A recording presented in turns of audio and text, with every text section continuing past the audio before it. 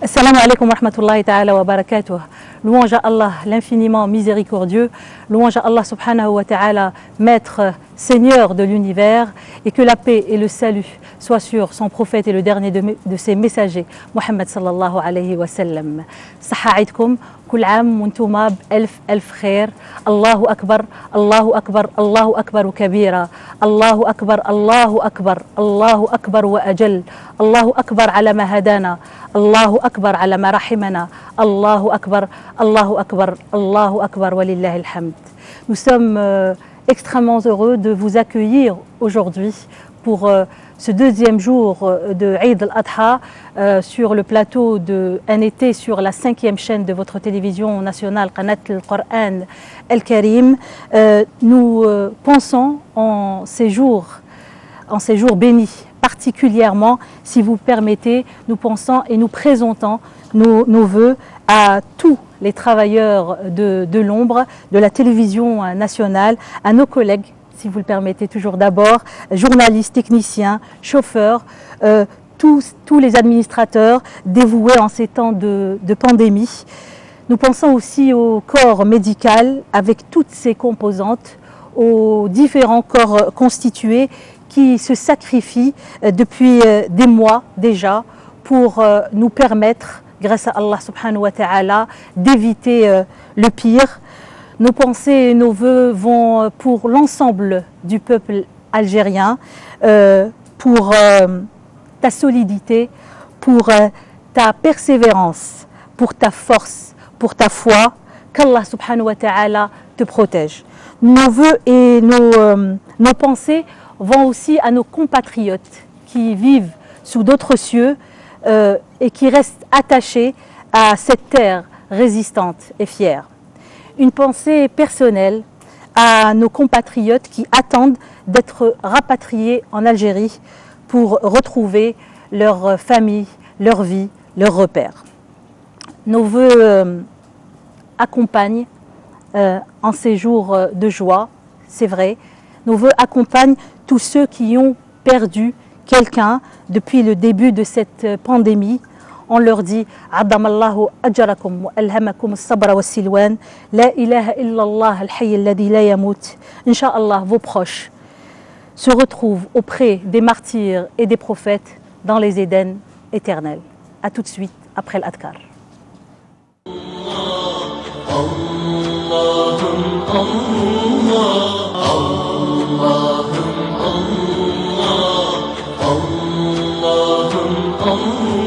اللهم إنا نعوذ أن نشرك بك شيئا نعلمه ونستغفرك لما لا نعلمه.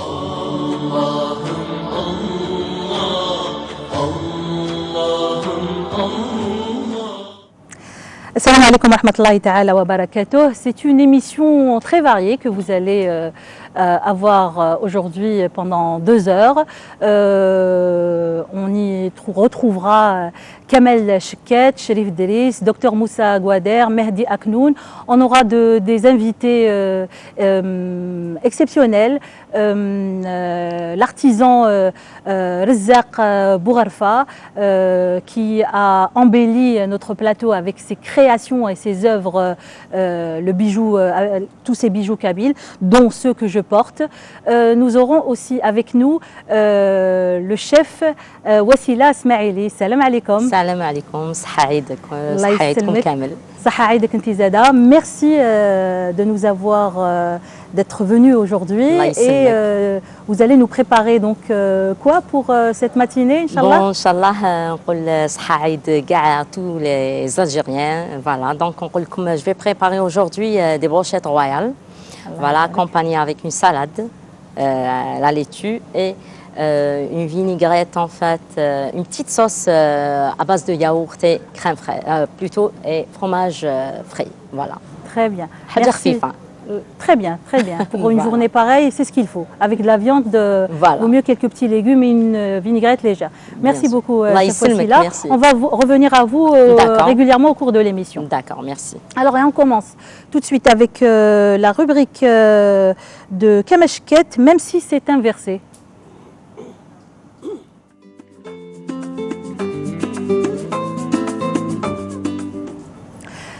السلام عليكم ورحمة الله تعالى وبركاته. كمال صحة عيدك كل عام وانت بخير. عيدكم كل عام وانتم بخير، تقبل الله منا ومنكم، غفر الله لنا ولكم، وكل عام وانتم بخير ان شاء الله. Amin. Alors, pour aujourd'hui, vous allez nous parler de Eid al-Adha et de ses valeurs. Oui. Alors, quelles sont les valeurs de Eid al-Adha? Parce que généralement, c'est vrai que lorsqu'on parle de l'Eid, que ce soit le Fitr ou l'Adha, on a tendance à aller plutôt vers ce qui est folklorique. Et on oublie qu'il y a un sens bien plus profond. Absolument. Alors déjà, c'est un point qui dénote pratiquement l'universalité de cette religion. Au-delà de ce que peut représenter le judaïsme qui, de par son appellation, se réfère à la Judée, ou le christianisme qui, de par son appellation, se réfère à une personne, le Christ alayhi salam, là nous sommes dans la réhabilitation du monothéisme, mais non pas seulement, pas uniquement du monothéisme, mais aussi des rituels observés par Ibrahim alayhi salam. Nous sommes plein pied dans ce qui fait une base commune entre les trois religions révélées. Parce que dire trois religions monothéistes, c'est un peu spécial. Donc il y a un petit jeu de mots qu'il va falloir faire intervenir. Donc déjà de par uniquement le mouton que nous immolons lors de cette fête, nous sommes plein pied dans la restauration du pur monothéisme, de l'Hanafiya, comme l'avait souhaité Dieu et son prophète alayhi salatu wassalam. Mais au-delà, il y a aussi le fait que ce jour de l'Aïd marque la fin aussi du pèlerinage. Oui. Le pèlerinage en lui-même va vous renvoyer dans une multitude de dimensions. Il va vraiment vous plonger là dans des choses pratiquement insoupçonnées. Dans la mesure où vous avez pratiquement toutes les obligations religieuses qui sont réunies pendant ces 10 jours qui sont passés de Dhul Hijjah. Vous avez le jeûne du jour de Arafat qui expie les fautes de l'année précédente et de l'année en cours à venir. Ceci parce que si vous le jeûnez en y mettant l'intention, donc vous allez être à même de ne pas faire de fautes ou de péchés capitaux. Vous avez donc il y a le jeûne, il y a l'aumône qui se fait, il y a le fait de faire plaisir aux gens avec ce que nous appelons le hadi, c'est-à-dire ce mouton que nous immolons. Nous allons en offrir quelque part autant aux pauvres qu'aux riches. Et puis vous avez, pendant le rituel même du pèlerinage, vous avez le tawaf, la circumambulation qui va vous renvoyer à des formes d'adoration. Est-ce qu'on peut les qualifier de primitives? Est-ce qu'on peut les qualifier de ghayr ma'qoul tel ma'na, c'est-à-dire à but non révélé, mais ça va vraiment vous mettre en symbiose carrément avec le cosmos. Dans ce fameux tour que vous faites dans le sens contraire des aiguilles d'une montre, nous avons été pendant ces 10 jours plongés par moments dans l'histoire parce que nous restituons des rituels. Certains remontent à Hajar alayhi salam dans le va-et-vient entre Safa et le Marwa, la lapidation des 3 stèles qui symbolise ou qui nous fait remémorer ces 3 stations où Iblis a tenté de dévier Ibrahim de sa mission qui était d'immoler Ismaïl alayhi salam. Et puis nous avons d'autres signes qui remontent à la tradition prophétique, à notre prophète, tels que les tiba', le fait de se découvrir l'épaule, le fait de faire une partie de la circumambulation avec un pas pressé. Ça a été institué par le messager de Dieu alayhi salam lors de la première visite pieuse après Sulh al-Hudaybiyah. On disait que les musulmans étaient malades. Alors il a placé les plus jeunes, les plus vigoureux. Il leur a demandé de faire ostentation de leur bonne forme, de sorte à ce qu'ils ne soient pas de temps à autre attaqués par les récalcitrants parmi les Mécois qui ne supportaient pas que des musulmans viennent là pendant C'est très 3 jours important. adorer C'est un message Dieu. important ici. Oui. D'où l'importance de montrer, De montrer sa de la- force. sa force, Oui. absolument. Donc c'est pour ceux, parce que l'Eid al-Adha, ça ne se vit pas uniquement le jour même de l'Eid. Ça commence avec le premier de Dhul Hijjah et ça se poursuit jusqu'au 13e jour. C'est-à-dire que même pour les pèlerins, vous avez les gens qui vont commencer à lapider les stèles aujourd'hui, donc il y en a qui le font jusqu'au 12e jour, donc ils vont abréger, un peu écourter leur séjour et sortiront de la Mecque. Il y en a qui continueront jusqu'au 13e jour, mais pour ceux qui ne sont pas là-bas avec eux, nous avons aussi ici même Ayyam Tshriq. Nous jeûnons alors qu'eux ne jeûnent pas. Nous sommes censés montrer toutes les... faire ostentation même de cet état festif dans lequel nous sommes censés nous retrouver. Alors très bien, justement, à propos de cette ostentation Oui. du fait festif, on a vu la dernière semaine, je dirais depuis le premier jour de Hijjah, notamment sur les réseaux sociaux, beaucoup de posts et de commentaires qui carrément culpabilisaient les gens qui voulaient sacrifier Le mouton. ou être au cas où ou exprimer leur joie. Oui. Donc qu'est-ce Non, qu'on peut écoutez, dire écoutez, aux pratiquants? Oui, scientifiquement parlant, moi-même j'ai appelé pratiquement une dizaine de médecins. Le dernier en date c'était Dr Benachenhour, que je salue, à qui je souhaite une bonne fête. Et j'ai été un peu plus clair, salam alaikum, nshaq fetwa, tout simplement. Et les médecins rient généralement quand c'est moi qui appelle et qui dit j'ai besoin d'une fetwa.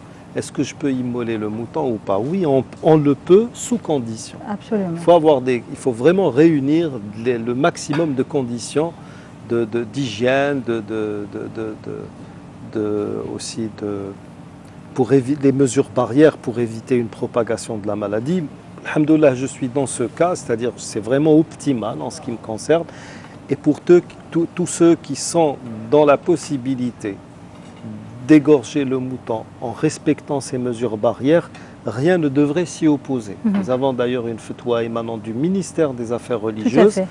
Et ma foi, je sais qu'il y a eu un certain nombre d'appels de la part des médecins, que je salue, et qui sont à bout de souffle pratiquement. Il faut rappeler que la fatwa de la commission du ministère des Affaires religieuses a été faite avec l'aval de la commission de suivi de l'évolution de la pandémie. Donc ceux qui veulent à tout prix culpabiliser, donc je suis désolé pour eux.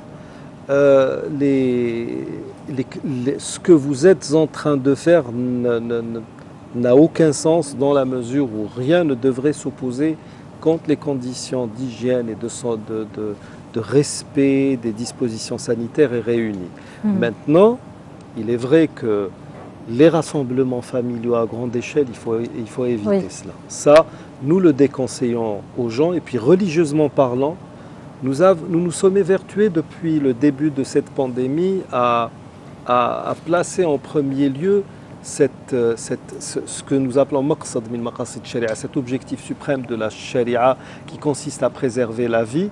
Maintenant, par l'incivilité et l'indiscipline de certains, malheureusement, ces derniers temps, nous sommes passés, plutôt qu'à exhorter les gens à préserver la vie, nous sommes en train de mettre en garde certains, de par leur inconscience, à tomber dans la première partie du verset qui dit min ajli dhalika katabna ala bani israila annahu man qatala nafsan bighayri nafsin aw fasadin fil ard fakannama qatala an-nasa jami'a.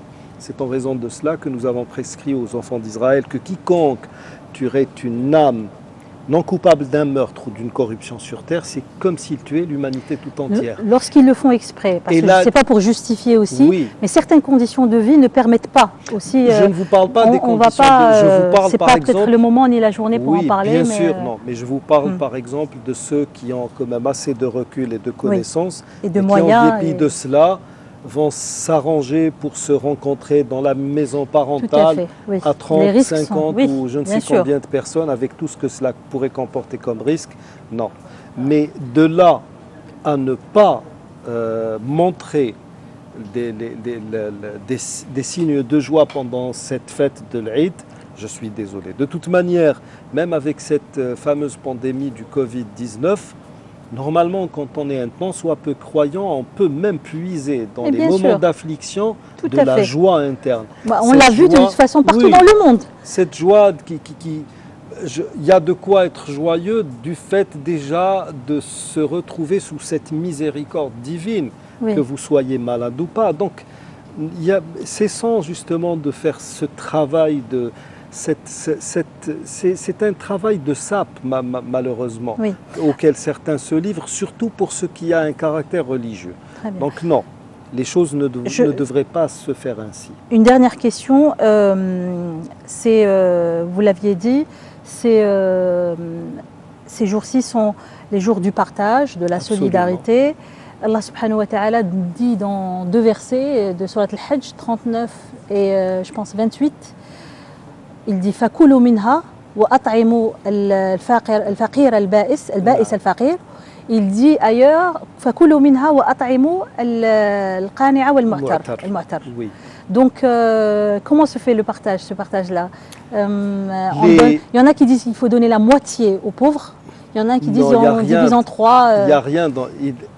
On doit en consommer, en donner en guise de cadeau et en donner à ceux qui sont pauvres. Et bon, Mais ceux qui ne l'ont pas fait hier, forcément- peut-être des. Oui, pas forcément en coupant le mouton en trois. D'accord, C'est pas une question de tiers. d'accord. Ce sont les trois manières de donner ou de Oui. profiter de Très bien. ce mouton qui a été égorgé. Faire partager, Partager, dès partage. le premier jour. Bon, Oui, c'était hier, donc absolument. dès le second jour, Le vous pouvez second jour, partager. généralement, à partir de là, Voilà. là, la viande, elle est sec, elle est plus pour que certains maniable. ne sentent pas juste les odeurs et Oui. n'aient pas quelque chose à leur table. C'est- Absolument. Surtout au moment où nous savons que beaucoup de personnes ont carrément dépensé toutes leurs économies au cours Absolument. de ce Et confinement. puis il y en a qui voulaient le faire mais qui n'ont pas pu le faire Oui. par peur de la maladie. Et Voilà. là encore, disons-le clairement, quand on est dans un cas pareil, pour peu que l'on ait un doute que la chose puisse porter préjudice, nous sommes en droit de ne pas la faire. Très bien. مجرد الشك يكفي لعدم القيام بالفعل. Donc là, essayons de faire communion avec ce passé que nous avons cité tout à l'heure avec les rituels du Hajj. Essayons d'être plus en communion avec Dieu, d'être proche Inch'Allah. de nous-mêmes et des autres. Et puis, je pense que c'est la meilleure manière de montrer notre joie pendant ces jours de l'Aïd. Inch'Allah. Inch'Allah. صحة عيدك شريف دريس. كل عام وانت بخير. Merci beaucoup. Saha Aïdkom Aïdkom Moubarak. Je profite de cette occasion pour souhaiter bonne fête de l'Aïd à tous les Algériens, à tous les musulmans à travers le monde. C'est vrai que c'est un Aïd très particulier. Il intervient à un moment où, comme vous l'avez si bien dit, beaucoup de gens ont perdu leurs proches et on ne peut que avoir une pensée très profonde pour eux. Une pensée aussi aux gens qui souffrent, notamment à cause parce qu'ils ont perdu leurs moyens de revenus. Oui. C'est-à-dire, il y a des gens qui travaillent, les petits métiers, les professions libérales, qui Les n'ont pas eu journaliers, l'occasion, oui. comme l'a si bien dit Kamashkat, de célébrer la fête de l'Aïd. Donc, c'est un moment de montrer la compassion, mais montrer notre solidarité Oui. au niveau du discours, mais aussi au niveau de l'acte. Oui. Voilà. Et donc, vous, pour cette rubrique, vous nous avez choisi quoi? En fait, j'ai profité de cette occasion pour parler de l'Aïd, comment il est perçu autrement, il est pratiqué autrement. Donc cela se passe aux États-Unis. La communauté musulmane il me semble, je crois, dans l'État de Minnesota, si je ne me trompe pas, elle a célébré l'Aïd dans un centre, un grand centre, qui est réservé à des activités à la fois artistiques, sportives et tout. Et cette organisation, c'est-à-dire a suscité une controverse. Très bien. Comme chaque année, c'est-à-dire que quand on parle de l'Aïd, c'est au-delà du rituel, c'est un agir, c'est une façon de D'accord. vivre, c'est un comportement. Donc, dans l'imaginaire de certains, notamment à travers les réseaux sociaux, donc la controverse était, on va assister à un bain de sang Il va y avoir des bêtes qui seront Oui. abattues. On va le Voilà, voir. on va revenir. On va lancer d'abord le jingle dans les yeux de l'autre.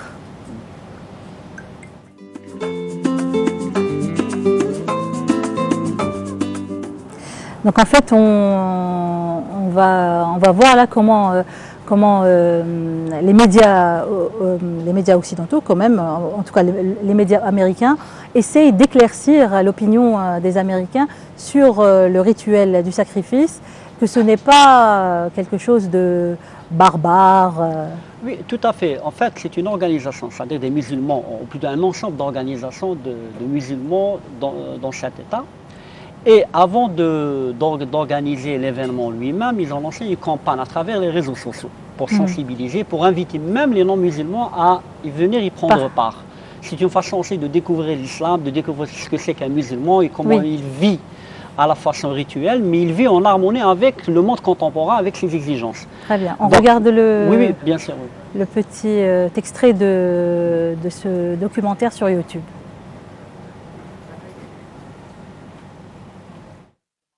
Organizers like Imam Assad Zaman want you to remember this year. We are inviting our non-Muslim allies and friends to come be with us. The Super Eid event at US Bank Stadium is named for Eid al-Adha, the festival that commemorates the sacrifice of Prophet Abraham and coincides with the Hajj pilgrimage to Mecca. Eid events have been held for years, including some at the Minneapolis Convention Center. But this year, organizations teamed up to create one large event at the same venue that hosted the Super Bowl. It's exciting, also challenging, because this is the first time we have done this kind of, big event in US Bank Stadium. The size of the event has made it a target for inaccurate social media posts. One tweet retweeted nearly 2,000 times claimed there would be animal sacrifices at the stadium. Organizers say that's completely untrue. Another tweet from a verified account called this a Muslim Brotherhood display, referring to the activist group founded in Egypt. But that's not true either. The Minneapolis event is organized by a local coalition of mosques. Well, I think the best way to counter the ignorance and the fear is by showing up. So anybody who is afraid of Muslims, you are welcome, please come over. They are welcome to come be with us, because I think it will reduce their fear and will increase their understanding. It's good for them. The people who are bent out of shape are doing it to themselves, and they're really not having an impact on us.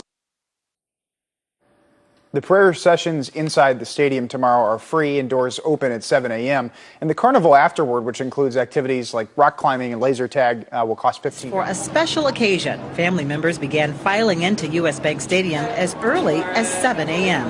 It's the family reunion. It's one of the year that people gathered. All the time you come in one house. It's like kind of Thanksgiving Day. By 9 o'clock, the field inside was full. Men and boys, women and girls, kneeling in prayer by the thousands. You feel this power beyond your control. You feel the lightness, you feel the happiness, you feel the brotherhood and sisterhood, you feel the unity, you feel the togetherness. Members of 20 Minnesota mosques gathered here. Some shared their awareness of not being accepted by everyone. As a human being, we should get close to each other, get to know each other, and then be a judge instead of just judging each other by look. After the first group prayed, a second group was escorted in. Amid the crowd of parents and elders, the voices of teenagers. It's a very happy day, and we get to celebrate it with a lot of other people we don't know, but it feels like a community and happiness. I mean, of course, there are going to be people who are fearful of Muslims and our traditions, but I don't think, I think if they do learn and they start reading sources that are credible, they will understand and they will realize that we're not scary, we're just regular people. Outside at nearby Commons Park, Super Eid continued with a carnival, rides and games for the kids. Super Eid se poursuit avec un carnaval. Oui, tout à fait. C'est justement, c'est quelque part pour tordre le cou à certains clichés. Donc l'idée, justement, c'est pas Minnesota, c'est Minneapolis. Et quand on parle de Minneapolis, avec ce qui se passe ces derniers temps aux États-Unis, à travers les émeutes qui ont provoqué la brutalité pratiquée à l'égard de l'officier George Floyd qui est décédé. Donc cet événement lui-même a été un révélateur quelque part de certaines craintes de certaines phobies, d'une certaine altérité. Comment le musulman il est perçu, comment les musulmans se perçoivent eux-mêmes. Si vous avez remarqué dans les tweets, on assistera à un abattage de bêtes et plus de ça d'une part. D'autre part, c'est un événement organisé par une organisation internationale connue pour son extrémisme, à savoir l'Organisation des Frères musulmans.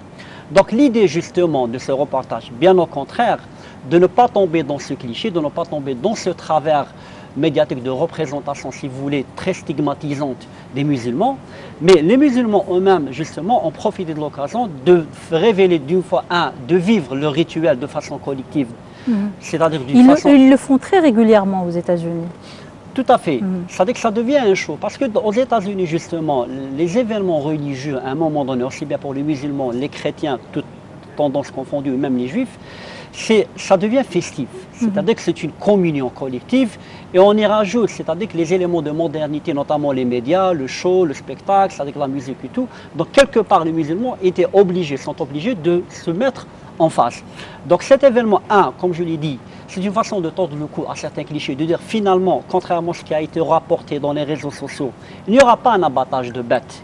Ce n'est pas un lieu, on ne va pas profiter d'un stade qui est dédié à des compétitions sportives, et voire même à des compétitions, si vous voulez, à des événements artistiques et musicaux, pour abattre les bêtes, ne pas révéler justement ce côté, ce qui est entre guillemets utilisé par certains, ce côté violent, l'image violente des musulmans violents que certains Je ne sais pas ce qui vous voulez. Pourquoi frapper une bête avec une massue, c'est pas violent? Écoutez, à côté de ça, le massacre des phoques, le massacre des baleines, le massacre d'un certain... En Hollande, chaque année, il y a aussi un massacre j'ai oublié quel, mais ça donne lieu à des mers de sang. Donc, je suis désolé, c'est tout simplement médire pour médire, pas plus ni moins. Justement, c'est-à-dire que ceux qui ont organisé ont eu cette sagesse et cette intelligence de montrer finalement que l'abattage des bêtes, ce n'est pas le moment. On peut abattre les bêtes, il y a des endroits, tout en respectant les restrictions imposées par les pouvoirs publics, notamment par l'État de Minneapolis. Il y a des règles, notamment en termes d'hygiène, en termes de sécurité. Donc, le stade en lui-même, ce n'est pas le lieu. L'idée justement pour les organisateurs, c'est de tordre le cou à ce cliché que certains voulaient distiller à travers les réseaux sociaux et de dire finalement que c'est une communion. On invite même les non-musulmans à y assister pour dire finalement que nous, en tant que musulmans, nous avons l'acte ritualisé en lui-même, mais nous, en tant que partie intégrante d'une communauté, nous vivons avec notre monde contemporain. Troisième élément qui est révélateur, et on l'a si bien dit par rapport à l'abattage, et c'est un sujet qui revient en récurrence en Europe, bien entendu. En Europe, soit en Belgique ou en France, avec ce qu'on appelle l'étourdissement des animaux. Et au-delà de l'aspect, c'est des rapports avec ce qu'ils appellent, eux, le côté humain, le respect de la dignité animale, ce qu'ils appellent, eux. Mais ce qui est un élément très important à révéler, c'est que ça devient une controverse sociale et politique. C'est-à-dire social, pourquoi? C'est-à-dire, rappelez-vous, à un moment donné, le fameux livre de l'ancien ministre franco-algérien Aziz Bougueuk, pour répondre à certaines attaques, un mouton dans la baignoire. Oui. Un certain ministre Nicolas Sarkozy qui a raillé, stigmatisé les musulmans par rapport à l'abattage, au sacrifice du mouton.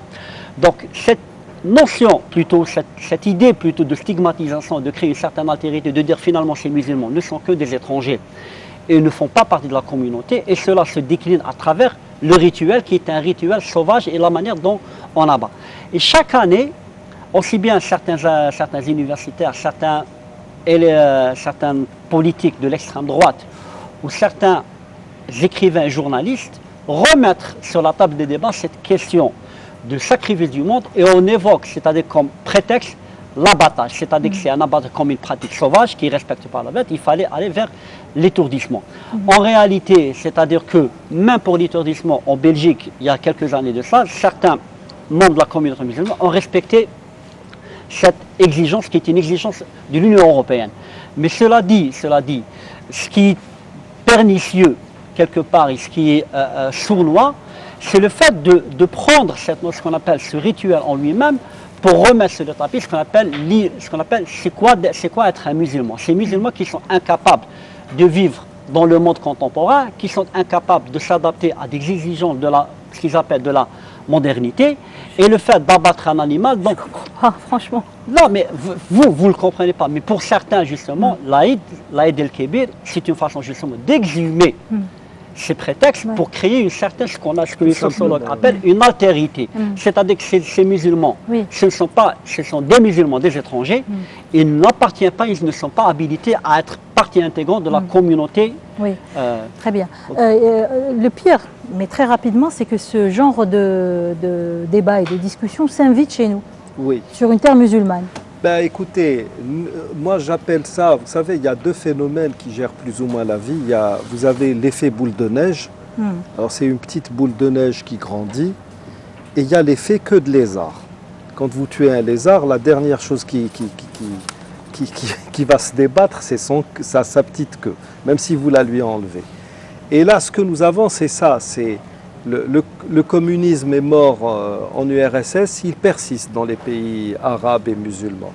Toute mauvaise idée qui meurt dans son berceau va persister chez nous au moins 4 à 5 décennies encore pour mourir.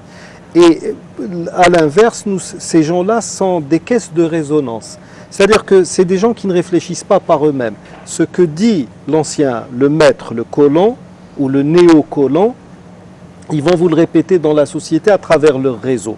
Maintenant, ces Européens auraient eu un tant soit peu de respect pour la vie animale. Normalement, vous ne devriez pas manger de foie gras. Parce que ce canard, vous allez le martyriser pendant je ne sais combien de mois pour l'abattre enfin. Je suis désolé. Dans un laps de temps extrêmement court en plus. Il n'y a pas que ça, il n'y a pas que ça. C'est les mêmes personnes qui parlent. Alors, c'est ça, vous savez, l'esprit européen, il est très complexe. On interdit la peine capitale parce que c'est sauvage. Et quand vous me dites d'une pratique, quelle qu'elle soit, je n'aime pas cette pratique parce qu'elle est barbare, vous ne me donnez pas d'argument. Ça, ce n'est pas un argument, c'est ce que vous pensez de la chose. Et alors, la peine capitale, c'est pas bon parce que c'est barbare, mais l'avortement, c'est bon parce que le fœtus que vous avez avorté, il n'a pas de voix pour se défendre, il n'a pas d'avocat, etc.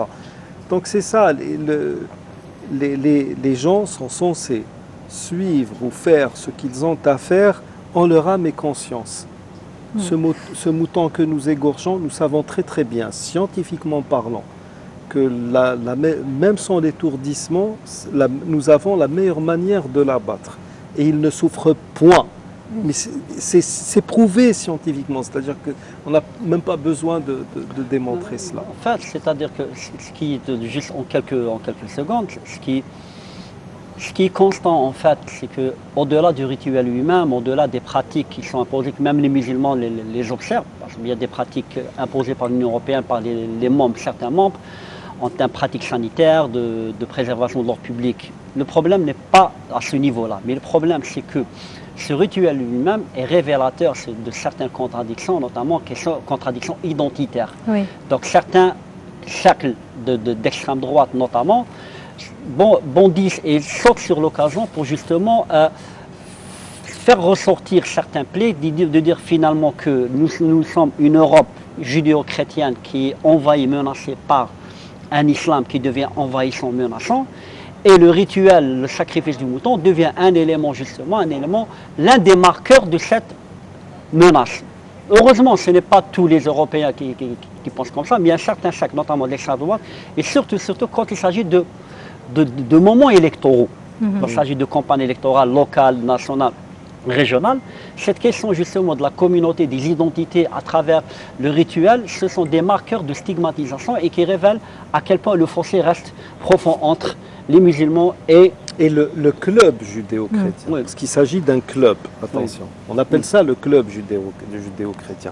Parce que le sacrifice en lui-même, il est à la base même de la religion juive, et il est à la base même de la notion, on va dire, dogmatique de l'agneau sacrificiel chez les chrétiens. Je suis désolé. Donc, religieusement parlant, nous ne sommes pas du tout défaillants. Et humainement parlant, donnez vos arguments, messieurs, dames.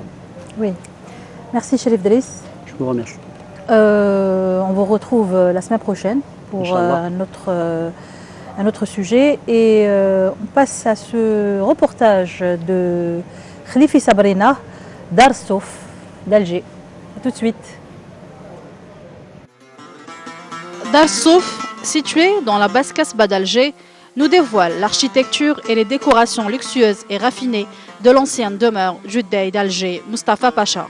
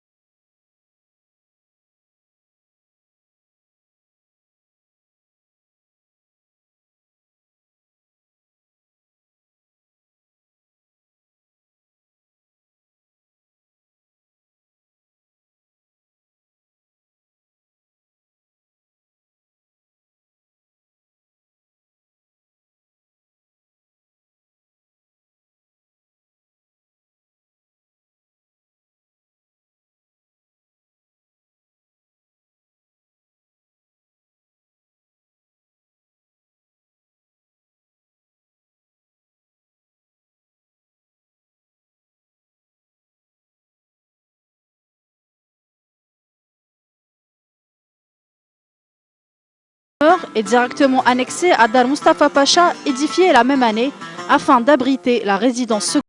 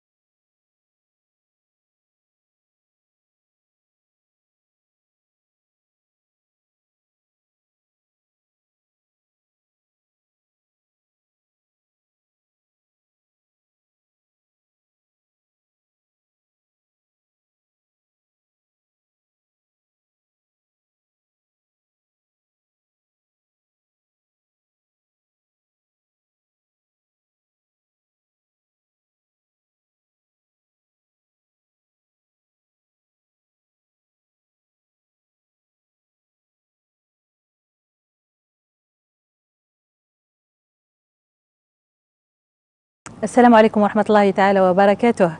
Chef Wassila, alors comment ça se passe cette préparation? Très très bien, moi j'ai préparé quelques brochettes royales qui m'ont. Je prépare donc ma salade. Dites-moi comment on fait de bonnes brochettes royales? Bien sûr, on coupe la viande en petits dés. Est-ce qu'il y a une viande précise ou la... Bien sûr, qu'il y a le côté de gigot ou le ktef, qui m'aime. Bon, généralement le gigot. Très bien. C'est la partie du fihal, bien sûr, sans oublier le shhamma. Ah oui. Voilà. Donc, on coupe le ham. Et j'ai coupé des tomates, poivrons et l'oignon. Voilà. Et bien sûr, on a très bien. Cool brochette, l'oignon. Et bien sûr, pour le salé poivré, juste qu'il y ait... Ah, on ne sale pas avant? Ah oui, bien sûr, lazim. D'accord. Ça risque de devenir trop sec ou la... Non, باش ما على بالك كي نخلطوا اللحم هكذاك بالملح كابابل تجينا جو بريفير انا من الفوق ونبدا نشوي en même temps salé poivré ونشويهم directement. Très bien. Et pour la salade donc? Bon, alors vous faites quoi? Et la tomate, c'est tout, حاجة خفيفة. Le felfel bien sûr, avec une vinaigrette. Alors dites-nous, parce que le secret est dans la vinaigrette généralement.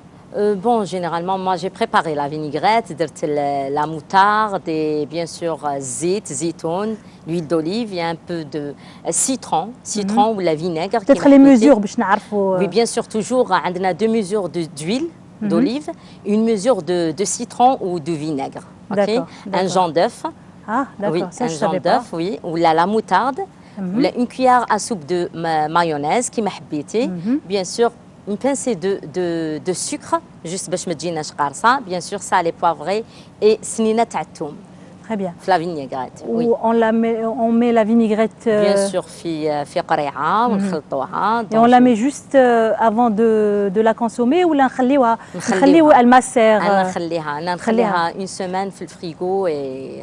D'accord. Oui. La vinaigrette وحدها ما بصح est-ce que vous la mélangez مع. ومن بعد في لا سالاد non. À la dernière minute. Ah oui, ما نخليهاش باسكو تدبل. تدبل. صحة. صحة. On vous retrouve tout à l'heure. يسلمك. الله يسلمك.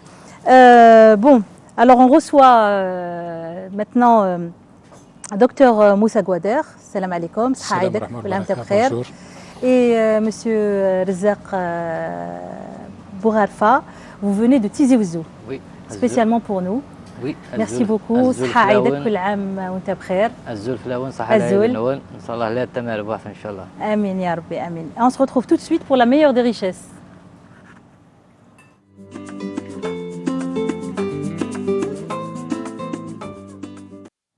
Docteur Gouader, alors l'Aïd cette année, bon, on est déjà au 2e jour, mais certains vont quand même égorger le mouton, sacrifier le mouton aujourd'hui. Alors quelles règles respecter? Alors tout à fait, au début, je commence par présenter mes vœux à tout le peuple algérien, Saha Aïdkoum, à toute la communauté musulmane et tous les gens qui sont à l'étranger. Je présente ma compassion aussi à tous les malades de Covid et tous les gens qui ont perdu des êtres chers.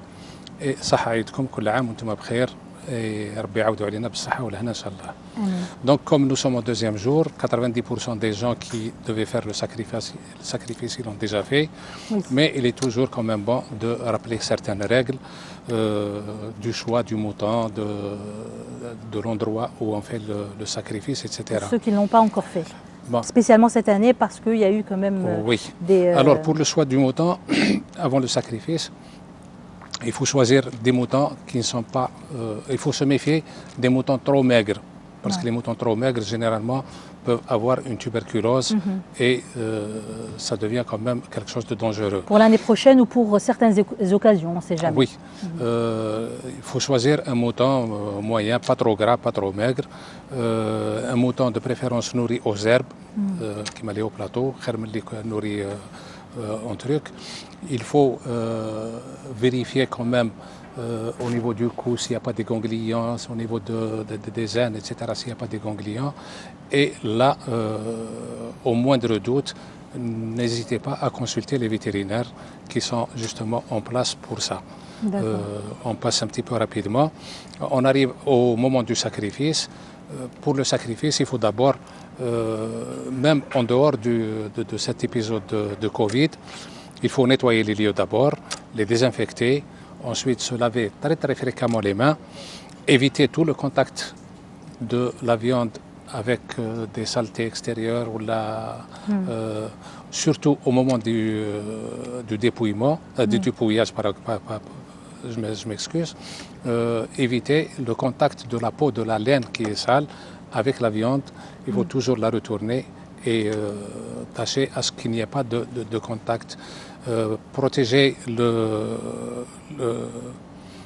la viande justement de la poussière une fois qu'elle est terminée.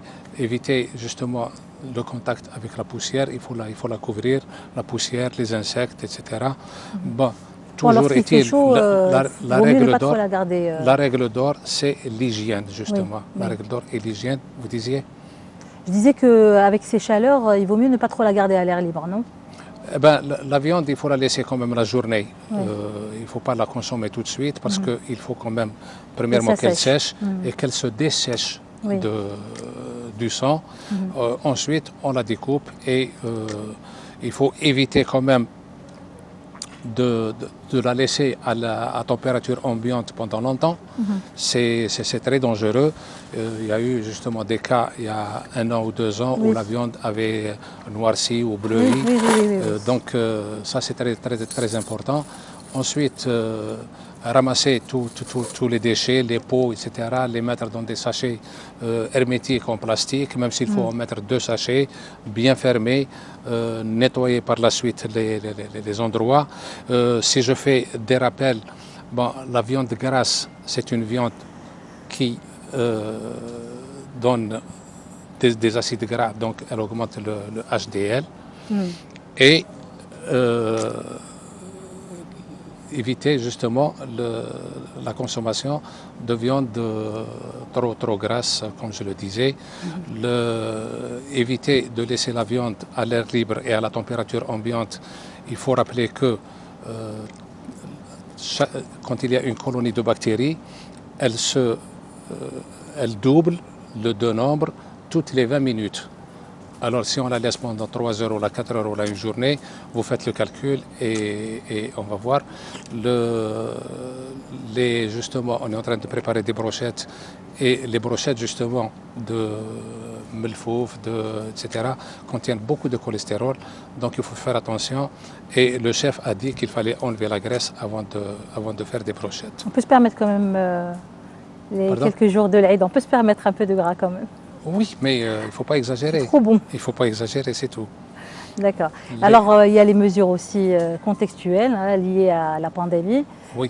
Surtout que ces jours-ci, ça va être la période généralement des visites. Je rappelle aussi que par rapport au sujet à risque, c'est surtout les gens hypertendus, les gens qui ont des maladies cardiovasculaires, les diabétiques et surtout les gens qui présentent la goutte parce que les protéines justement et la viande en particulier la viande rouge, c'est un déclenchant de crise de goutte et les gens qui ont la goutte justement savent de quoi il s'agit. Donc ils ne peuvent pas en manger. Il vaut mieux éviter ou la manger des petites quantités et vraiment de la viande très maigre. D'accord. C'est-à-dire la viande très maigre. L'épaule. Parce que les viandes, on a le gigot dégraissé, on a le foie, on a les rognons. Oui. Ils ne contiennent pas beaucoup de protéines, pas beaucoup de LDL, ce qu'on appelle le LDL cholestérol. Ok, d'accord. Et vous préférez quoi? Moi, je préfère les rognons. D'accord. Oui. Et pendant le découpage, il faut toujours vérifier le plan de travail, nettoyer. Et puis, il y a une chose qui est très importante, c'est la conservation. Une fois que la viande a séché, il faut la mettre quand même dans le frigo tout de suite et puis dans le congélateur. S'il faut transporter la viande, il faut utiliser des glacières. Et il y a un truc que les gens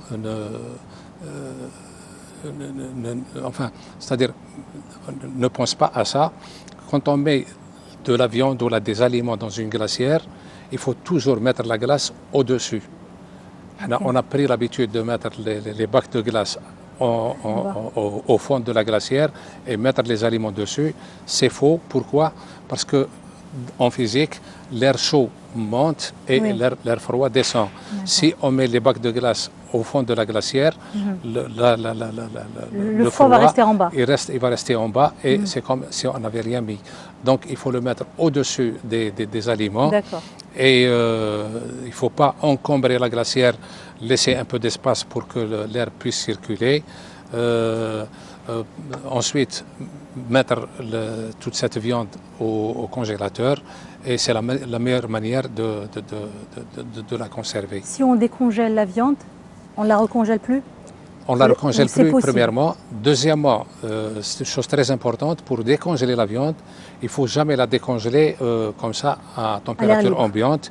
Il faut la mettre soit dans le frigo, soit dans le micro-ondes, ou à la rigueur, la décongeler avec de l'eau courante, verser de l'eau courante de telle manière que ça puisse se décongeler, mais jamais la laisser à l'air à la température ambiante. Pardon? La cuire directement. La cuire par la suite. La cuire par la sortir suite. du congélo et la mettre directement au four ou... Par la suite, oui. Une fois qu'elle est décongelée. Ah, une fois qu'elle est décongelée. Et une fois qu'elle est décongelée. Pas tout de suite. Pas tout de suite. Il faut une fois qu'elle est décongelée. Et très important, justement, la cuisson doit être importante. Il ne faut pas arriver à prendre vraiment du saignant, mais prendre de la viande bien cuite. Il y a des gens qui veulent tellement la cuire que on va la brûler. Tout ce qui est noir et cancérigène, il faut éviter de le prendre. Oui, on a tendance à l'oublier. Voilà. Puis il faut se laver bien les mains avant de toucher la viande, comme on l'a vu avec maître chef Wassila Smaili, qui n'hésite pas à se laver les mains très régulièrement. On passe à un symbole de la beauté et de la finesse kabyle, le bijou berbère d'une façon générale, avec toutes ses variantes. Et aujourd'hui, on va parler de la variante kabyle qui est très colorée, avec Rzaq Boughrefa. Merci de nous avoir ramené toutes ces belles créations, aussi les bijoux que je porte, dont ce bracelet. On a aussi cette belle ceinture, hein. Je ne sais pas si je peux la montrer là. Parlez-nous un peu de vos œuvres. Où est-ce qu'on peut les trouver? Je ne sais pas si, les œuvres, si ça se voit. أنا هما اللي خدمتهم في l'atelier تاعي في تيزي وزو. Ah oui, alors excusez-moi là, oui, j'ai oublié le jingle. À tout de suite.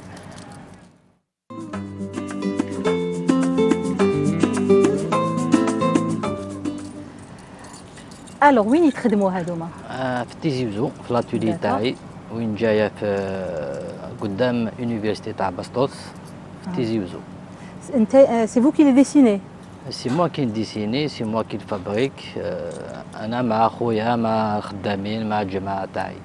C'est une entreprise familiale, ça vous? C'est une entreprise familiale, en même temps c'est عندنا خدامين ماشي تاع familial.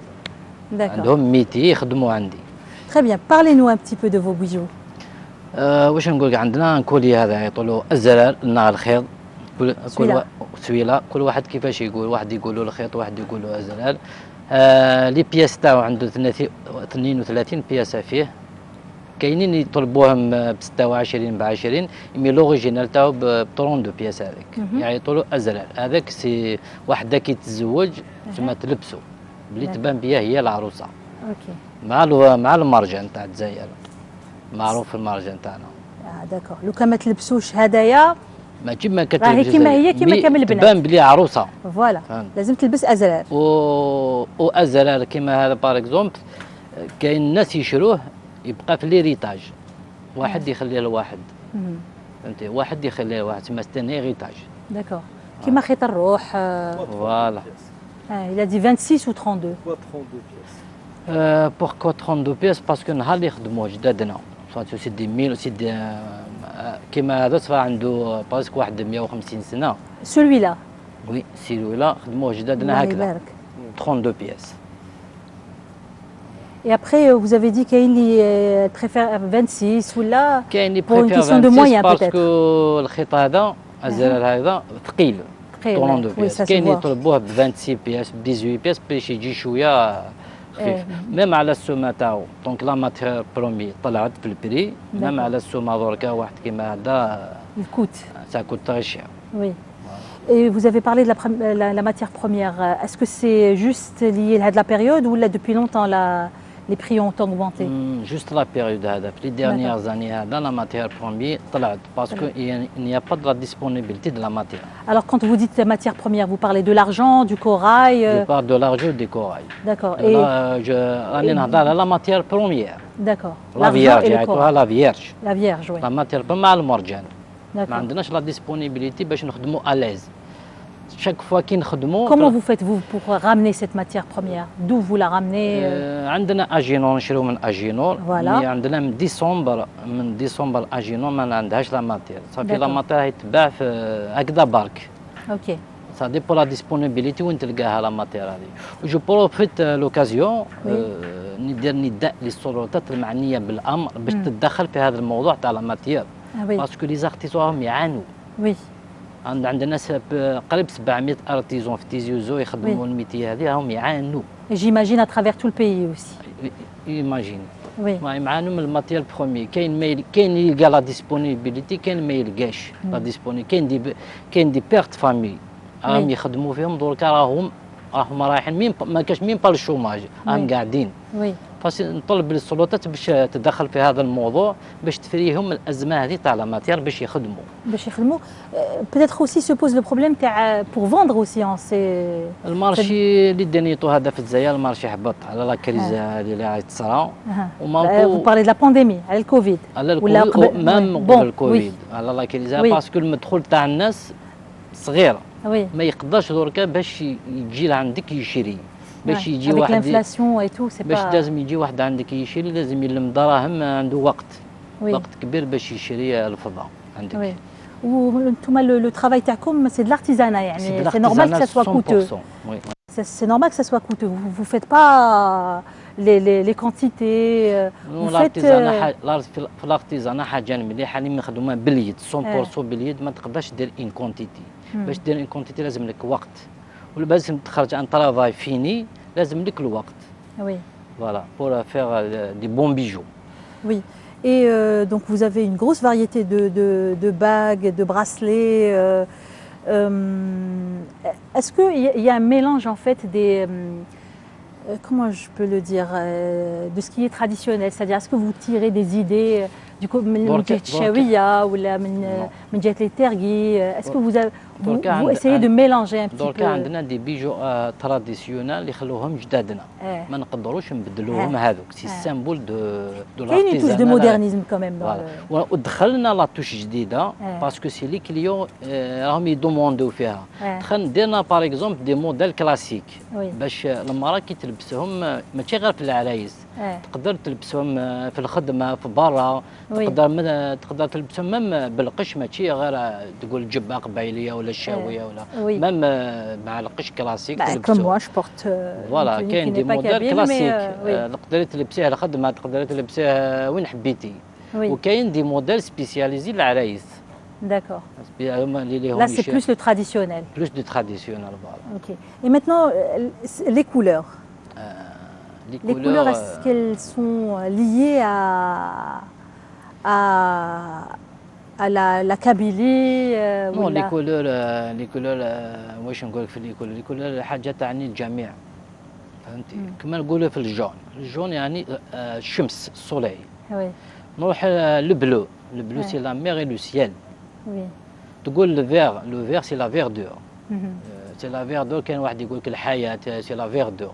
نقولوا لو روج كاين بزاف معاني فيه تقول باغ اكزومبل سي لامور المحبه الحماله بزاف حوايج تقول دونجي حاجه دونجي فوالا هكا سي الدم باغ اكزومبل كاين دي سامبول ما نقدروش نفسروهم كاع كاين دي سامبول باغ اكزومبل كيما في الكورات تلقى مراه لابسه حاجه في الارتيزانال سواء عندها فرح ولا عندها كاش حزن شوما واحد سي دي موت باس اوكي بكري كاين حوايج باغ اكزومبل تلبسهم المراه اللي متزوجه تلبسهم المراه بلي راني مانيش متزوجه واللي باغي يخطب اوكي فهمتي في العرايس مازالها هذه يا سيدي مازالها سيدي بكري باسكو بون دوكا مع لا مودرنيتي دوكا مع لا مودرنيتي باسكو كيفاش نقولوا احنا بالقباليه بكري لا الحياه وي واحد ما تقدرش راني ما رانيش متزوجه بغيت نتزوج تلبس حوايج ستانسين اللي راني بغيت نتزوج اللي باغي يخطب في العرس ولا في برا ولا في كيش حاجه هذا يتقدم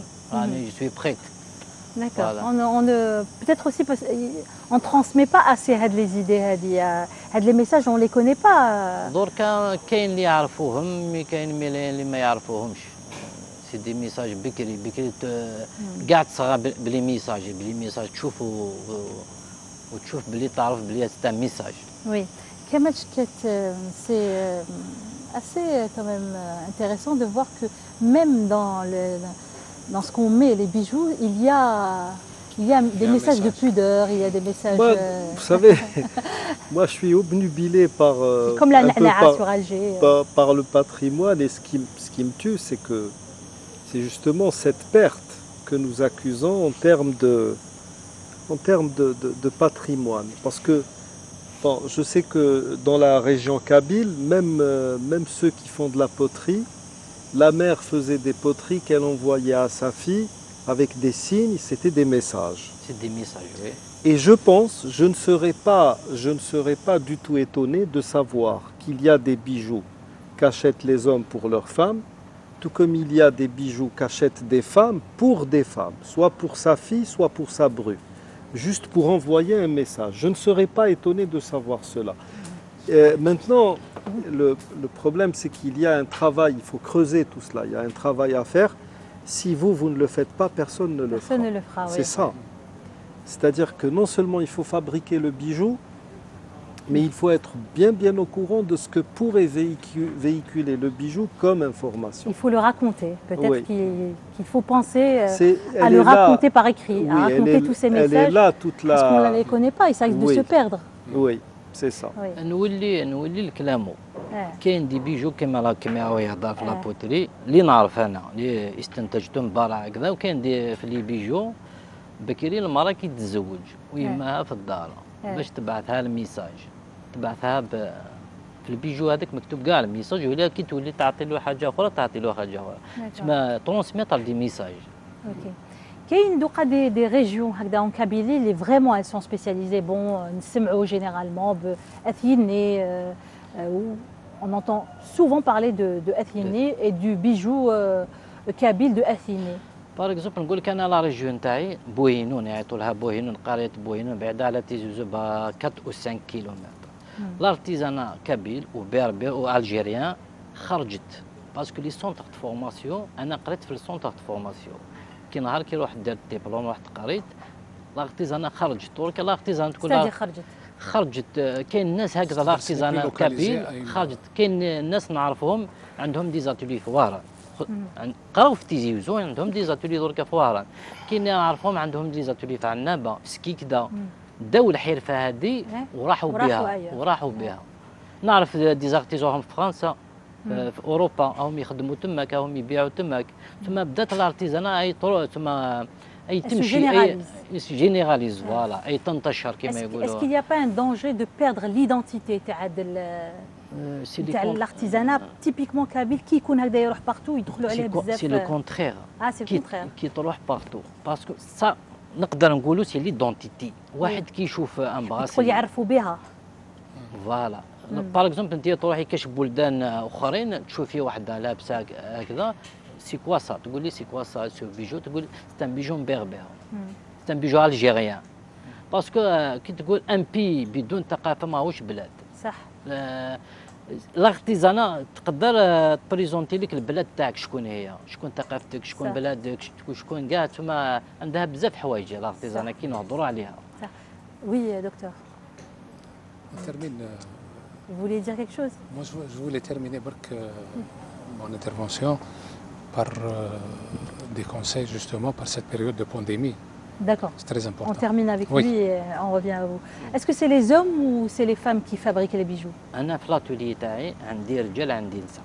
D'accord. Mais généralement c'est plutôt les hommes ou les femmes? جينيرالمون سي دركا في الوقت انا فيها جينيرالمون كاين بريسك مواتي مواتي. D'accord. مي اللي يطلبوا يد العامله باغ مي باغيو يديروا 16 فيها بوكو بلوس سي نساء دركا. اوكي. سي نساء انا باغ اكزومبل في الاتولي تاعي عندي دي جان في عندي دي مير يخدموا معايا. Très bien. Merci beaucoup Arfa pour nous avoir agrémenté de ces magnifiques bijoux. Vous êtes sur Tizi Ouzzoul et vous êtes assez connu donc là-bas, donc pour ceux qui ça intéresse. Et nous on se retrouve tout de suite après ces Ibtihalat.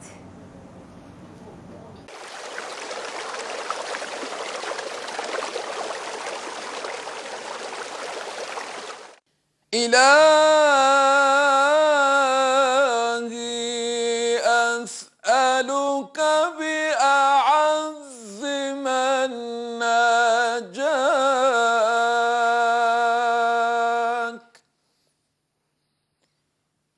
وأفضل من دعاك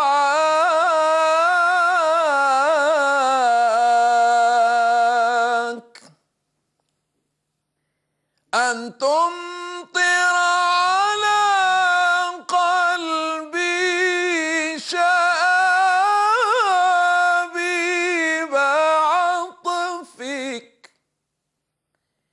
وسحائب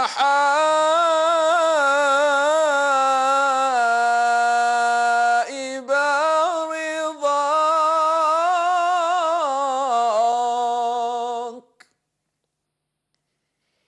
وتلقي فيه حلاوة ذكرك وتيقظه من غفلاته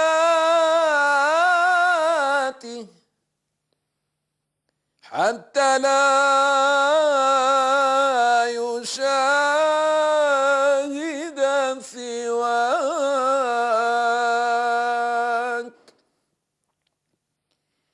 وتثبته على طاعتك وتقويه على تقواك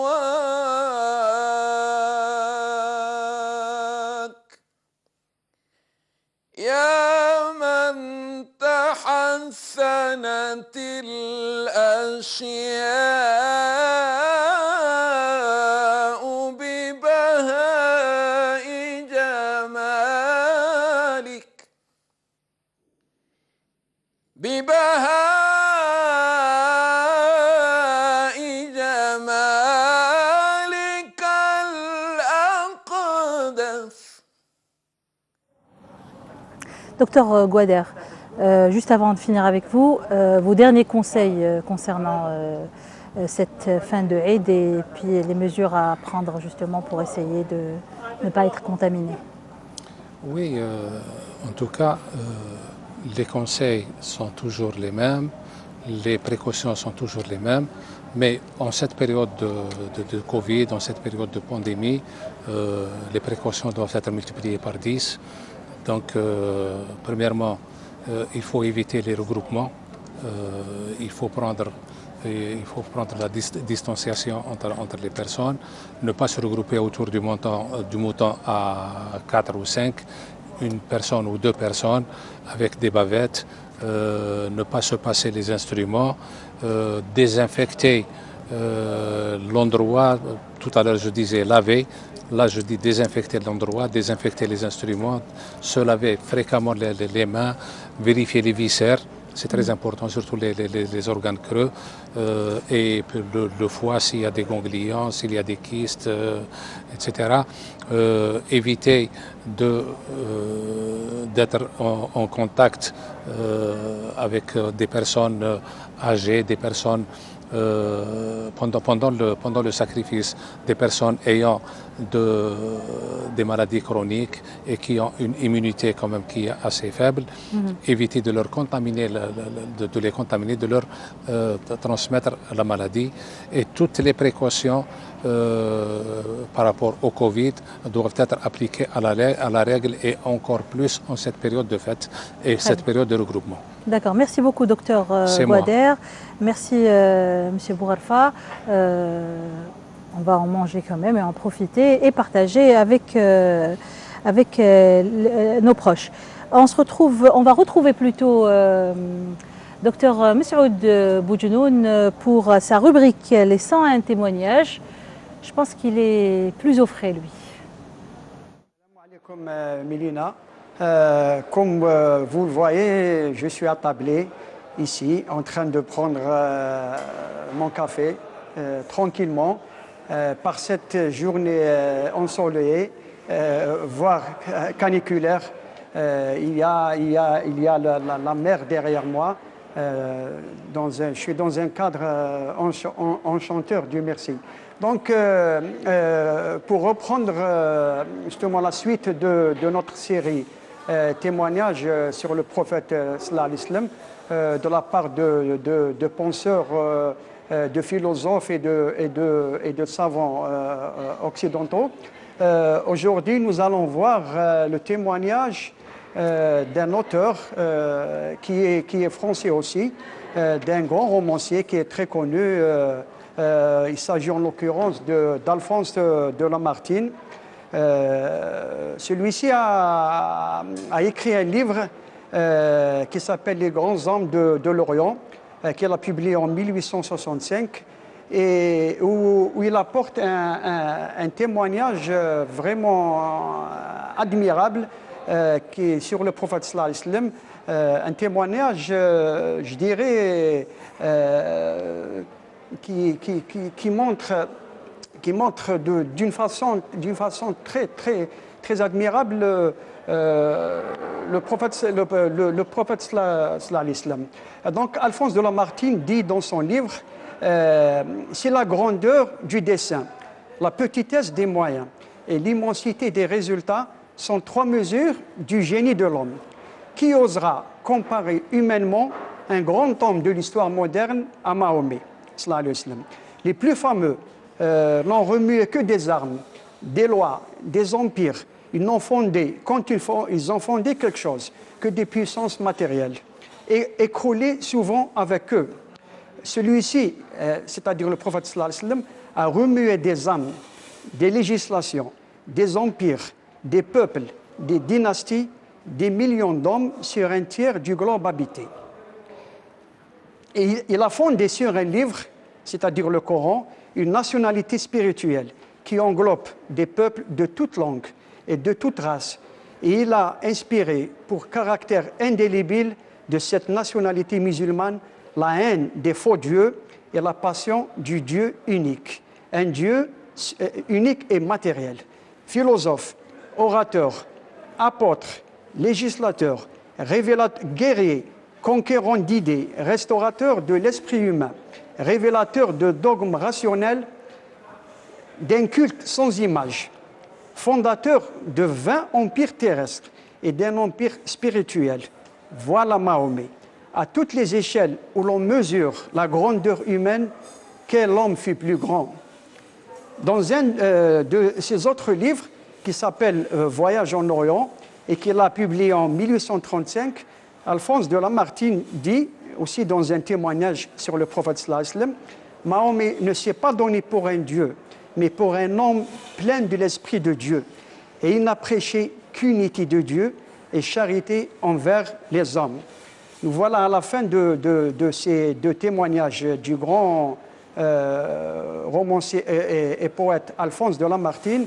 Donc nous aurons l'occasion, Inch'Allah, de voir dans les semaines qui suivent d'autres témoignages. Et sur ce, je vous souhaite une très bonne journée et merci de m'avoir suivi. استودعكم الله الذي لا تضيع ودائعه والسلام عليكم ورحمة الله تعالى وبركاته. وعليكم السلام ورحمة الله تعالى وبركاته دكتور بوجنون وصحة عيدك وكل عام وانت بخير. Et on reçoit maintenant مهدي أكنون pour sa rubrique 4 saisons. السلام عليكم صحة عيدك كل عام وانت بخير. كل عام وانتم بخير العاقبة العام الجاي إن شاء الله. إن شاء الله. Bonjour Monsieur Chouket. صحة عيدك. الله يسلمك. Et aussi أبوب نهاد. مرحبا بك. Merci pour l'invitation. De rien, nous sommes très heureux de vous accueillir. Vous êtes la représentante de l'association Sawaïd al-Khair de Ben Talha. Oui. Très bien. On revient tout de suite à vous après dossier du jour.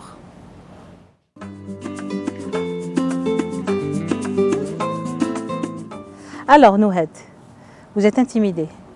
Oui. Non, détendez-vous, c'est l'Aïd, vous êtes chez vous ici. Merci. Marhaba bik. Alors, parlez-nous un petit peu de votre association. L'association Sawaïd al-Khair, c'est une association qui existe maintenant depuis 7 ans, l'année de 2014. C'est le début, on est dans les réseaux sociaux.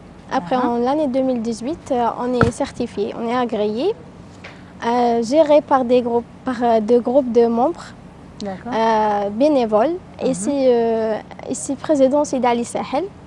Nous n'appartenons à aucun parti politique. Tant mieux. Tant mieux.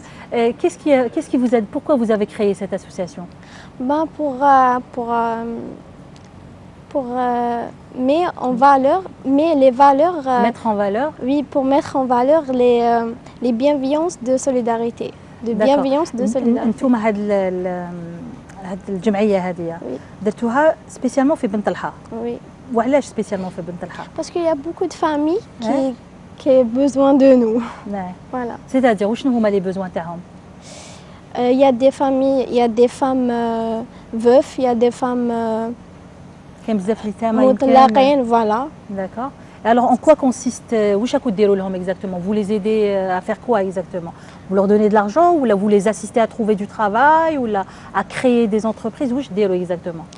Ben nous aide pour علاش حضري بالدرجه pas de problème. نعاونوا العائلات اللي ما عندهمش مدخول. Voilà. L'association elle a donné L'association سواعد الخير. Voilà, l'association Sawad al-Khair, elle donne chaque famille un bourse. تعطي لهم une bourse. Voilà. À la partie de l'association, c'est un des efforts personnels. D'accord. Bon. منين تجيبوهم انتم الدراهم هذوما؟ Ben, on a compté sur les aides aux membres de l'association. Les dons des membres. Les dons des membres. Voilà, de l'association Sawad al-Khair. Ça, c'est en premier. Et, après, il y a des soutiens au niveau des quartiers. D'accord. Voilà. Et ça va, c'est consistant ou là, c'est difficile? Comment vous faites la collecte des dons? C'est bien que c'est difficile à le faire, mais je نحققوا كاع الطلبات والرغبات هاد les familles. شحال عندكم من عائلة راكو تعاونوا فيها؟ Ben maintenant, il y a plus de 300 familles. 300 familles اللي تعاونوهم في العام. 200. Oui. Tout au long de l'année. Ah oui. Je peux savoir approximativement c'est un budget de combien هكذاك؟ شحال راكو ديبونسيو معاهم يعني؟ Dans l'année. في العام. Presque. ولا ما عندكش les chiffres exacts? Oui, exact, non. Donc c'est des dons en espèces et c'est des dons aussi en nature, j'imagine. Des vêtements, voilà, des vêtements, on apprenait des listes pour ses besoins, des vêtements pour ses enfants. On a acheté des moutons aussi, plus de 50, oui, plus de 50 moutons, et une grande vache aussi. Très bien, Allah يبارك, Allah يبارك. Et vous avez une aide de l'État, j'imagine, puisque vous êtes agréé. Il n'y a que les soutiens moraux. Que le soutien moral. Oui. D'accord, c'est déjà pas mal pour le soutien moral. Oui. Maintenant, on espère que vous aurez un petit peu plus oui. que le soutien moral pour 350 familles, c'est pas évident. C'est pas du tout évident. Non. Ça ne nourrit pas surtout son pas homme. Surtout pas Et surtout pas faire les conditions à Douma et année pandémique. Oui. Pendant le Covid, le coronavirus, il y a des familles. C'est évidemment affectué par ça. Oui. Affecté, oui. Surtout les qu'on خدام يومي. Donc les journaliers. Mais normalement, ils sont. C'est possible de les inscrire à les journaliers. Il y a une aide qui a été allouée par l'État. Vous les avez inscrits. Une aide de 10 000 dinars. هاد الناس اللي يعيشوا من الخدمة يومية. Est-ce que vous les avez inscrits? Oui, est-ce que vous avez donné leur nom au niveau des mairies? Justement pour qu'ils soient comptabilisés. Bien sûr. On badatik, نتوما هادوك الأسماوات, est-ce que dépositوهم au niveau des mairies? Non, il faut le faire. Il faut le faire. Il faut le faire parce que justement il y a une aide. Des efforts personnels. C'est ça le bénévolat, non? Voilà. Alors, Tia Nouhed. نهاد. واش اللي خلاك ديري هاد العمل هذايا؟ Il y a un message principal. Ce qui m'intéresse, c'est l'histoire تاعك personnelle. واش اللي خلاك تجي تعاوني هاد pour les valeurs de la bienveillance, de solidarité. بصح واش اللي خلى نهاد تروح لهاد لاسوسياسيون؟ كيفاش بدات القصه تاعك مع التضامن؟ كيفاش بدات القصه؟ كانوا في لي ريزو سوسيو. لقيتيهم في لي ريزو سوسيو. Un groupe bénévole. D'accord. Et j'ai créé حبيت نكون معاهم voilà باش نساعد هاد الناس. انت من بن طلحه؟ وي من تما. بالراقي. اوكي داكور. الله يبارك الله يبارك. Vous avez donc j'imagine votre page Facebook. Oui, سواعد الخير. D'accord. يكتبوا سواعد الخير برك. Oui. Très bien. اللي يحبوا يعاونوكم ولا parce que vous l'avez dit L'aide, yani, c'est pour toute l'année. Oui. Très bien. Merci Nihad. On passe tout de suite à 4 saisons. Les forêts de Oued el-Berd, au niveau des lisières des monts Babor, sont aussi victimes des coupes de bois illicites et surtout des incendies.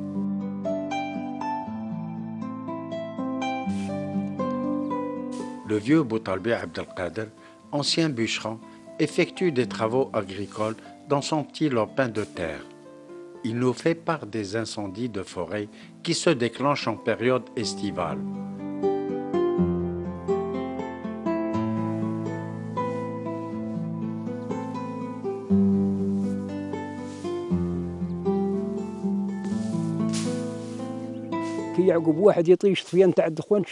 Des feux sont dus au jet de mégots et provoquent des incendies. Il y a des pyromanes qui commettent des feux de forêt. On a participé à des opérations d'extinction de nombreux feux avec des forestiers et des sapeurs-pompiers. Le pâturage se fait en l'absence des forestiers. C'est un acte illégal qui se fait clandestinement. Le cheptel ovin n'est pas aussi nuisible à la végétation. Le caprin détruit les jeunes pousses. Le flanc sud des monts Babor a connu de nombreux incendies, des incendies commis par l'aviation de l'armée française durant la guerre de libération nationale.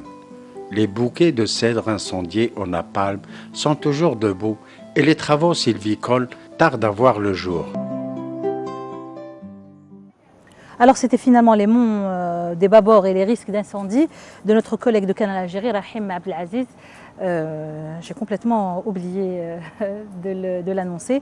Tout de suite, on passe à 4 saisons.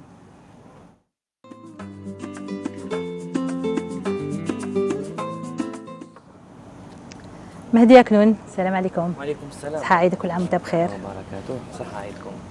Mehdi, là vous nous apportez une composition de cactus. Là, aujourd'hui, pour cette rubrique, on a choisi de faire une composition. On parle d'abord du mot composition. Déjà, les composer, ça veut dire que c'est un truc composé entre beaucoup de choses. C'est pas un truc simple, c'est composé. Composition des plantes. Là, on a choisi composition des cactus. On commence d'abord par ce que ça veut dire une composition des plantes. D'abord, pour choisir une composition, il faut d'abord choisir les caractéristiques des plantes. Parce qu'on ne peut pas choisir une plante sèche, une plante qui ne demande pas trop d'eau, avec une autre plante qui demande beaucoup d'eau. Ça ne colle pas. Donc, soit une composition dans une jardinière, soit une composition dans un bac, soit une composition dans un carré agricole. Là, on a choisi la composition des cactus. D'accord. Elle est composée de plein de cactus qui ont les mêmes caractéristiques, c'est des cactus, c'est la même espèce, c'est la même espèce. Il y en a plusieurs là. Il y en a plusieurs, mais c'est la même espèce. Ah, c'est des cactus qui demandent ouais. le même dosage d'eau. Ça demande le même lieu. On peut les mettre à l'extérieur comme on peut les mettre à l'intérieur. C'est la règle dans les compositions. Il faut toujours mettre les mêmes qui demandent les mêmes besoins. Exactement. Qui ont les mêmes besoins plutôt. Et c'est la règle des compositions des espaces verts. Si on a choisi de mettre une composition des plantes d'intérieur, on choisit les plantes d'intérieur qui demandent le même dosage d'eau. Parce que la composition, on ne va pas arroser une plante et laisser l'autre. Si on arrose tout. Si on n'arrose pas, on n'arrose pas le tout. Donc là, on a choisi des plantes qui demandent le même dosage d'eau. Déjà, on commence par... C'est la plus nécessaire base. Après, on choisit les plantes par un truc caractéristique. On commence par les plantes basses, après plus élevées, après les plus élevées. Parce que pour donner une dégradation de couleur et de degré de la plante. Parce qu'il y a une plante basse. Par exemple, là, on a choisi des plantes sur le côté, des plantes tombantes. Des cactus là, ça tombe, elle est tombante. Et l'autre côté aussi, elle ne pousse pas trop. Ceux qui sont autour du pot, c'est des plantes, c'est les mêmes, c'est la même hauteur. Ils vont pousser de la même façon. Et on a choisi la plante, le grand cactus là, on appelle ça le cactus colonnaire, qui est au milieu. C'est ça qui donne le charme, qui casse le charme des plantes, des cactus qui sont au niveau bas. D'accord. Et après, vous avez agrémenté tout cela avec quelques pierres blanches. Eh bien oui, là, on a commencé par mettre déjà sur le pot on a commencé par mettre déjà des pierres. Qui sont, parce que tout cela, on peut le faire soi-même. Ben oui, on peut le faire à la maison. D'ailleurs, j'ai D'accord. même ramené des petits pots pour faire montrer aux gens comment on fait. On commence déjà par prendre le pot. On met des pierres pour le drainage. On ne peut pas mettre à éviter de mettre la terre directement collée au pot parce que là, elle pourra boucher le trou parce qu'il y a un trou pour le drainage d'eau. Donc, on met une petite couche de pierre. On rajoute la terre. Le niveau de la terre, on ne peut pas élever trop le niveau de la terre comme ça. On risque d'avoir la motte de terre parce que là, je vais vous expliquer. Là, on prend la plante. On bouleverse la plante, on tape. Et puis, bon, là, elle est un peu dure, on va changer. Là, on tape. On a une motte de terre. Cette motte de terre, il vaut mieux ne pas la bousculer pour ne pas avoir les racines nues parce que ça risque de tomber. La terre risque de tomber. On risque d'avoir les racines nues. À cette période-là, avec trop de chaleur, on risque de perdre la plante. Généralement, les cactus, plus ou moins, parce qu'ils sont un peu durs, on peut les récupérer, c'est récupérable. Les cactus, généralement, c'est des trucs solides, c'est une plante solide par rapport à d'autres plantes. Une fois la terre est bousculée, une fois on bouscule la plante, une fois il n'y a pas de terre, on a les racines nues, ça risque de mourir. Donc, pour éviter. Elle risque de ne pas s'adapter avec l'autre terre. Il faut sa propre... Elle risque de mourir carrément. C'est une fois on a les racines nues, c'est une fois on n'a pas cette motte de terre, c'est une fois on a la terre qui commence à tomber. Parce que si on bouscule fort, on risque parce que là ça tient. Là les racines, ils tiennent la terre. Mais si on bascule fort la terre, ça risque de tomber. On risque de perdre la plante. Donc on prend la plante par la motte de terre, on met la motte de terre au niveau dans le pot, exactement, à l'intérieur du pot, on a la couche de terre, après on commence à rajouter la terre doucement, on le fait délicatement parce que on appelle ça la main verte. On doit rempoter de façon très douce. Exactement, on doit le faire doucement et délicatement parce que la plante c'est un être vivant qui demande vraiment une certaine douceur. On doit être doux avec la plante. Si une fois on a la jardinière pleine de belles cactus qu'on a choisis, on rajoute la terre doucement aussi pour ne pas basculer encore une fois la motte de terre des plantes qui sont déjà dans le pot. Une fois la terre est pleine, on rajoute les petites pierres. Ça, on appelle ça les éclats de marbre. Ce n'est pas des pierres, c'est des marbres. C'est des petites marbres. Ça se vend. D'ailleurs, on a la pépinière. On a déjà parlé de ça. C'était la pépinière du Carrefour à Taharia. On a même des pots en pierre blanche. C'est des éclats de marbre. On rajoute. Il y a même des couleurs. Il y a le rouge, il y a en blanc. Il y a les baies d'argile aussi qui gardent le... Bon, on évite de mettre les baies d'argile avec les cactus parce que ça garde trop d'humidité et le cactus avec l'eau, ça ne demande pas trop d'eau. Généralement, les cactus, D'ailleurs, c'est une plante qu'on peut l'oublier même à ne pas l'arroser. C'est une plante grasse qui contient trop d'eau à l'intérieur. Si une fois on rajoute de l'eau à une façon excessive, on risque de perdre la plante et ça pourrait être pourri à l'intérieur. Exactement. On peut récupérer un cactus qui est pourri? Non. On pourri, non. On ne peut pas, je veux dire, le découper et le... La pourriture, elle commence par les racines. Oui. C'est les racines qui se pourrissent. Mais après, est-ce que le cactus en lui-même en haut, est-ce qu'on peut pas... la multiplication des cactus. Là, on parle de multiplication. Voilà, on parle de multiplication des cactus. Il y a des cactus hybrides. Comme ça, on ne peut pas le multiplier. Ça ne donne pas. Il est hybride, c'est un cactus hybride, qui donne des fleurs d'ailleurs. On voit rarement les cactus qui donnent des fleurs. Mais quand on parle d'un cactus normal comme celui-là, on peut le couper là et le mettre dans la terre, dans une bonne terre. Et on attend qu'il s'enracine dans la terre, il va commencer. Le cactus, il va démarrer sans aucun problème. C'est une façon de multiplication très très très facile. Il y a les cactus mâles, il y a les cactus femelles. Les cactus femelles, ils donnent de rejets comme celui-là. Là, on a la plante et on a un autre rejet qui est à côté. On le coupe, on le met dans la terre et ça pousse. D'accord. Et dites-moi, ça c'est quoi? C'est pas de l'aloe vera? Non, on n'a pas d'aloe vera. On n'a pas fait d'aloe vera parce que l'aloe vera, généralement, l'aloe vera, c'est une plante en solo. Parce que ça pousse trop. Avec les palmes, on peut appeler ça des palmes qui sont grands. Ça peut envahir plus tard. Parce que quand on met une composition, on ne va pas la mettre et la voir à l'instant même. On va penser, il faut l'imaginer plus tard. Si ça va pousser, si ça pousse, ça va être moche. On ne peut pas faire une composition pour la mettre pendant 2-3 mois et c'est bon. Mais ça va grandir. Oui, ça va grandir. Mais on a et choisi après, les comment plantes. on fait justement pour que ça ne On coupe. grandisse pas trop? On ne laisse pas trop grandir. Parce comment on coupe? On coupe, on lève, par exemple là. Là, c'était un seul pot qui a donné 3 rejets. 1, 2, 3. C'est un seul pot. Il était si une fois je décompose la composition, je la décompose, on va voir qu'il y a une plante, 2, 3, 4, 5, 6. Mais là, il y a une seule plante. Si on voit, il y a 3 tiges. Si pour que ça pousse pas trop, on coupe les tiges. On veut garder une tige, on veut garder juste 3 tiges, parce que là, c'est une 4e qui va pousser. Si on va voir la composition plus tard, dans 2-3 mois, on va voir qu'il y aura 4 tiges. Là, il y en a 3. Pour garder cette forme, on ne va pas laisser les cactus pousser, on va les couper. D'accord. C'est comme avec les bonsaïs en fait. Exactement. La même chose. Mais avec les bonsaïs, ce n'est pas la largeur, c'est la hauteur qui est importante. C'est-à-dire qu'il faut couper même au niveau des racines et tout. Au niveau des racines, oui, les cactus, bon, les bonsaïs, c'est un truc, c'est faudra plutôt nous en parler chinois, une autre japonais. Oui, mais c'est maintenant, vraiment c'est tout difficile le monde qui d'avoir. s'intéresse à ça aussi. Exactement. Enfin, tout le monde. Mais on n'arrive toujours pas à avoir des bonsaïs en Algérie, purement algériens, parce que c'est un peu difficile. Pourtant, c'est possible de faire avec un olivier. Oui, non, bon, le bonsaï, ce n'est pas. Il y a vraiment. On va le laisser pour une autre fois, je pense. On me demande souvent ça sur le bonsaï. Le bonsaï, ce n'est pas une plante, ce n'est pas un nom de plante. C'est une qualité. Par exemple, on a un ficus Selethusa bonsaï, on a un olivier bonsaï. Le bonsaï, c'est le mot donné à une plante petite qu'on veut la laisser petite. Bon, la plante, elle n'est pas naine. Oui.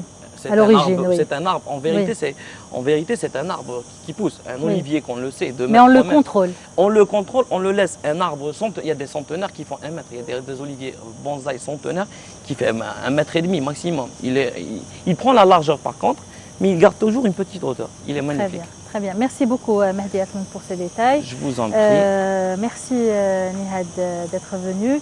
On rappelle que votre association Sawaïd al-Khair Bint al-Ha, on peut les contacter, les retrouver sur les réseaux sociaux. Et nous, on se retrouve tout de suite après ça.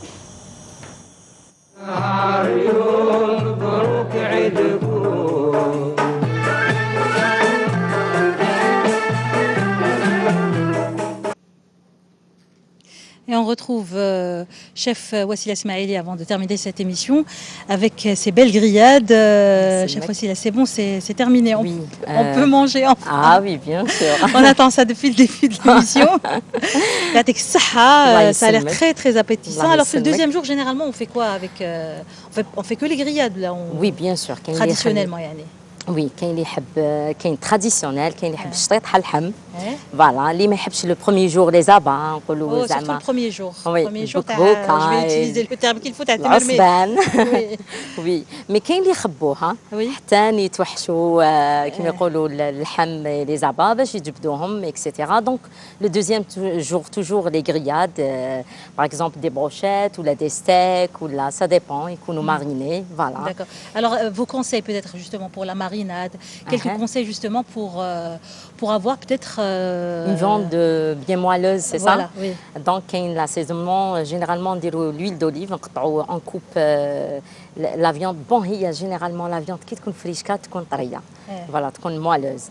نقطعوهم en petits dés ولا des steaks ولا كيما حبيتوا. نحطوا الثوم ولا البصل, toujours le citron. Le citron et l'huile d'olive, نخلوه bien mariné avec نقدروا ثاني on remplace لما عندناش le citron du vinaigre. Donc ça les poivrés bien sûr, des herbes, كاين اللي يحب les herbes de Provence, كاين اللي يحب le thym, etc. Donc on badigeonne bien, on malaxe bien la viande ديالنا, نخلوها 1 heure ou 2 heures bien sûr, papier film في الفخي. نجبدوها ونقريوها تكون bien استبنت, elle a absorbé bien هذيك la marinade. D'accord. Et la viande qui cuit en sauce? En sauce, par exemple, en sauce blanche, à la crème fraîche, champignons sautés avec du beurre et l'oignon ou des gousses d'ail. ولا كاين قلنا بمرقه حمراء, كاين اللي يحب الشطاطاح, كاين كل واحد كيفاش. Vous avez des conseils justement pour par exemple les sauces rouges? بون لي صوص روج كيما قلنا ما على باليش كاين اللي يحبها على صوص طوماط، كاين اللي يحب جوست بالدرسه كما نقولوا ملح فلفل كحال الكمون، ولا كاين اللي يحب لي زالجيرو يحبوا كبابه ولا راس كيف كومون ديغاج حرور الحرور فوالا حرور النفس كيما نقولوا حنا نسموه فوالا. هذه هي كاين بليزيور يا اختي كي يكون الكبش واللحم والخير. Voilà. Et ne pas oublier surtout de partager avec les plus pauvres et les plus démunis, n'est-ce pas? Surtout هاد العيد هذا. oui ما نساوهمش هما الصح. Absolument. Voilà, merci beaucoup. Je vais m'éloigner un peu pour enlever cette bavette. Merci, صحة عيدكم كل عام وانتم بخير. Merci de nous avoir suivis. Continuez de nous être fidèles. Nous le sommes. Merci à tous nos invités. Et on se retrouve samedi prochain. Assalamu alaikum wa rahmatullahi ta'ala wa barakatuh.